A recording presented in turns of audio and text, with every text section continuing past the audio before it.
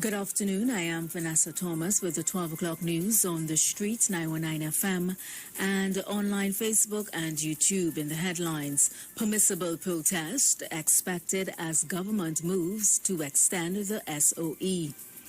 Social activist David Welch granted leave to sue the police commissioner. Private members' clubs call for a reopening, and internationally, U.S. intelligence report on COVID-19 comes back as inconclusive. And now the news in detail.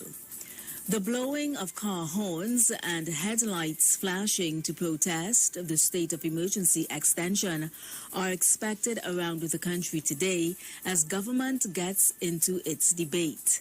Prime Minister Dr. Keith Rowley will this afternoon pilot the motion for the SOE extension until November 30th. It can be passed by government votes alone. A parliament sitting has been specially convened for this matter since Parliament was on a recess up to yesterday. Opposition leader Mrs. Kamna Persad-Bissessar on Monday called for the public to let the opposition know their feelings by the horn tooting and headlighting today.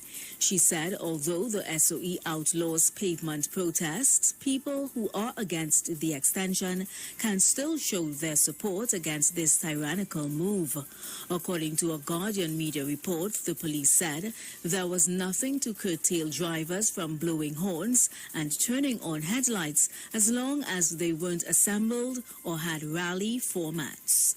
Meanwhile, the Joint Trade Union Movement's General Secretary Ozzy Warwick called on workers to support the trade union's Freedom Day geared towards fighting government's oppression, lack of accountability and dictatorial tendencies whenever it is held. The JTUM's General Secretary said the people's voices must be heard and hiding behind an SOE won't save government. Unions are currently working towards an innovative Freedom Day protest. In other news, social activist David Welch has been given the green light to sue Acting Commissioner of Police Gary Griffith for refusing him permission for a motorcade protest from D-Bay to Port of Spain in July.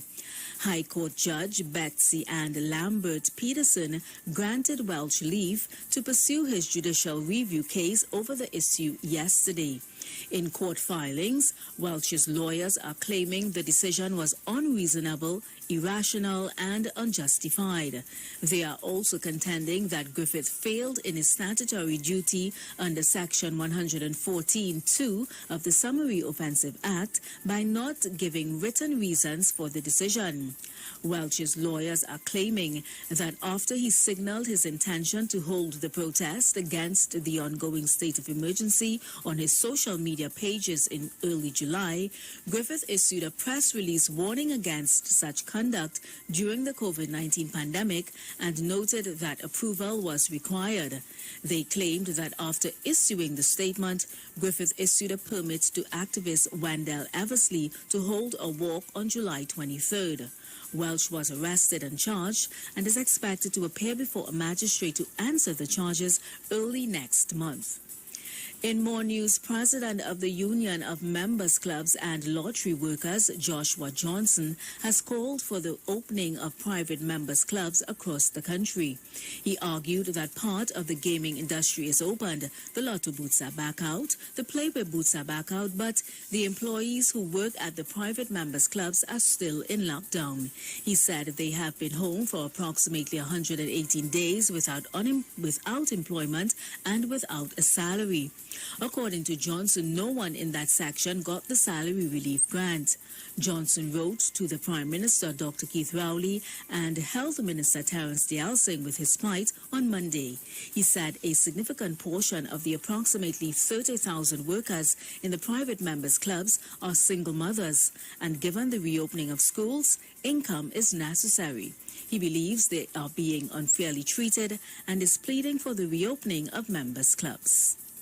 Internationally, a U.S. intelligence report requested by U.S. President Biden into the origins of the coronavirus pandemic is inconclusive.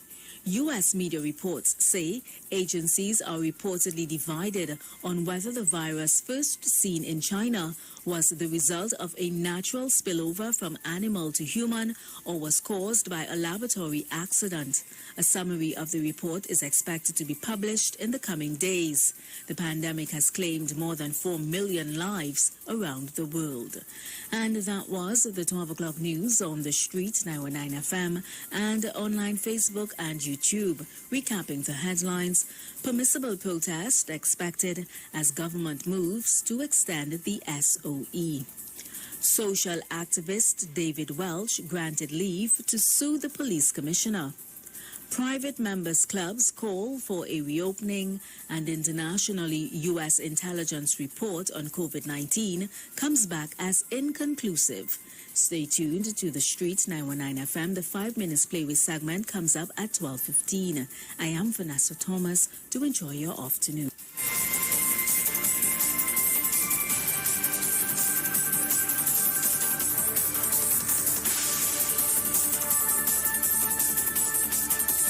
News from the street. 919fm.com.